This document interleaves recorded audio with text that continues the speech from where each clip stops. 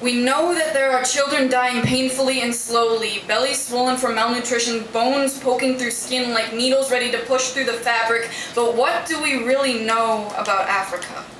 I am a middle-class Caucasian enrolled at a private liberal arts college known for its internationalism and activism, and I cannot even point out Ethiopia on a map. Israel and Palestine, Latino human trafficking, the rainforest, the children, save the whales. I hear about these issues every day. The poverty line, migrant workers, epidemics, tsunamis, but most of these are only concepts most of us have never actually felt.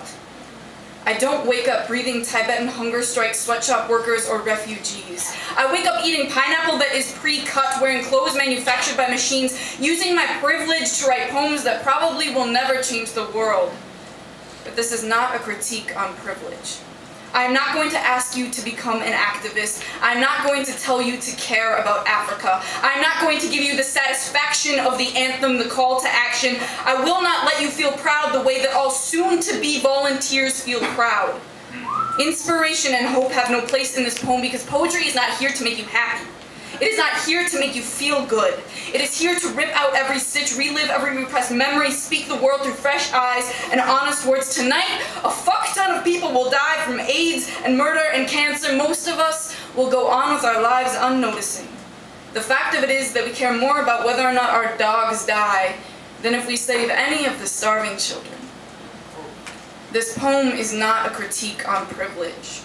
Forgive me if I say there is something more real about our dogs. My dog sleeps in my bed, gives me kisses when I am sad, wags her whole body when I come home from work like I am Jesus raised from the dead. I can hold my dog to my chest. This poem is not a critique on privilege. It is a realization of limits. Most of us don't have the willpower to care more about starvation than we do about our pets. We can only take 2 steps into empathy before concepts like poverty become too far away to hold. We shrug it off as too distant. We need something real. We need a hollow-eyed child screaming at our feet, a mother gasping for breath, but this is not a weakness. This is a survival tactic. This is practical. This is human. There is a reason our brains allow us to become desensitized. It's not pretty to think about, but this apathy is not wrong. It is necessary. It is necessary in order to pay the bills and smile at the checkout clerk and choke down meals without feeling guilty. True, there is a difference between willful ignorance and picking your battles, but if we were all martyrs, there would be no one left alive. This poem is not a critique on privilege. I will not apologize to make you feel comfortable. I do not genuinely care about the worker who picks my food.